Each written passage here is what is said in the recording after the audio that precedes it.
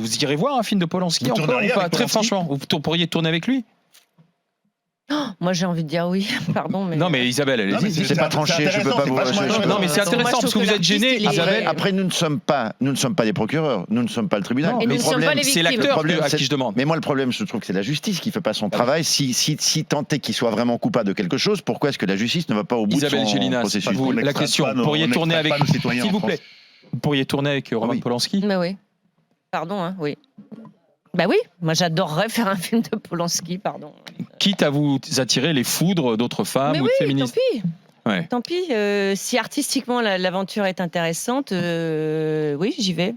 Hmm. L'art avant tout, pardon. Du coup, comment tu veux que les gens se reconnaissent dans un parti politique? Les gens aujourd'hui ne fonctionnent, c'est de l'individualisme pur et simple.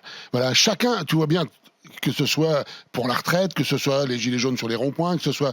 Chacun y va de sa petite revendication personnelle, ce qui touche sa vie, mais le projet de société... Ça passe au-dessus de tout le monde. Je veux dire, Le projet de société, c'est commun. le candidat qui te le donne, le oui, projet de société. non, mais- La vision de la France, c'est le candidat qui te la Sauf donne. que quand tu regardes la société depuis ton nombril et que tu vois que ta condition personnelle et que ce qui va mal chez toi, eh ben, tu peux pas te reconnaître dans ce qu'on te propose, effectivement, parce que c'est un ensemble. Voilà. Et donc, tant que les gens vont pas changer d'analyse à ce niveau-là et dire, bon, ok, alors effectivement, vivre avec 1 300 € par mois, c'est pas la panacée, j'en suis tout à fait conscient, je sais ce que vaut l'argent, c'est pas le problème. Mais ça s'arrête pas là, via un projet de société. Donc, c'est pas que le pouvoir d'achat, c'est pas que ça. Et aujourd'hui, tu vois bien que tout le monde demande, en France, c'est pas compliqué. Personne veut vraiment payer l'impôt, mais tout le monde tend toujours la main. Donc, il y a un moment, moi, j'ai pas de formule, Je rappelle, j'ai pas de formule oui, magique. mais on Désolé. est dans un pays qui est toujours recordman des prélèvements, hein, la France. Oui, et recordman de la distribution aussi, peut-être. Marianne Soubré. Moi, j'ai la nausée complète, mais complète, qu'on en soit arrivé là. Qu'en France, on en soit arrivé là. Déjà, mes premiers mots, mais vraiment, alors évidemment, j'imagine qu'ils ont autre chose à faire, mais moi, je pense à son épouse, je pense à ses enfants, je pense à toute sa famille. C'est ignoble, et je pense évidemment à Benjamin Griveaux, pour qui j'ai aucune sympathie. Mais peu importe. Je veux dire, cet homme-là a droit à une vie privée, mais vous imaginez ce que ça fait sur les gosses. Il a quand même des gamins qui sont de mémoire assez petits, et les gosses, ils ont droit à ça. Il a de compte à rendre à personne sur sa sexualité, ses fantasmes et sa libido, quoi. Non, mais dans quel état, à quel niveau de dégradation de la vie publique on est tombé pour qu'aujourd'hui, on en soit à publier des choses comme ça pour faire tomber politiquement les gens? Moi, je trouve que c'est abominable. Je tiens quand même à rappeler qu'il y a un député avec toutes les guillemets qu'il faut mettre autour de député, que l'on voit partout, qui aujourd'hui voudrait faire sa campagne électorale et puis s'adjoindre Alexandre Benalla, etc. J'ai même pas envie de donner son nom. C'est Joaquin Sandforger. Oui. Voilà ce qu'il écrivait sur Twitter hier. Je le lis parce que tu parles de lui. Il a relayé tout en s'offusquant et en disant oh là là, c'est terrible. Ouais. Mais il l'a relayé, il a été... C'est un élu de la République. Il a été le premier à relayer ça. J'espère que ces vidéos sexuelles affligeantes incriminant Benjamin Griveaux et une jeune femme seront démenties par l'intéressé et son équipe, car une telle diffamation serait extrêmement grave dans la campagne pour Paris. C'était hier à 18h15, comme je vous le disais, au moment... Ce mec est honteux. Oui. Ce tweet est honteux. Mais regardez le niveau mec est de notre honteux. politique. Moi, c'est ça qui me fait le plus de mal, c'est que notre classe politique en soit tombée là.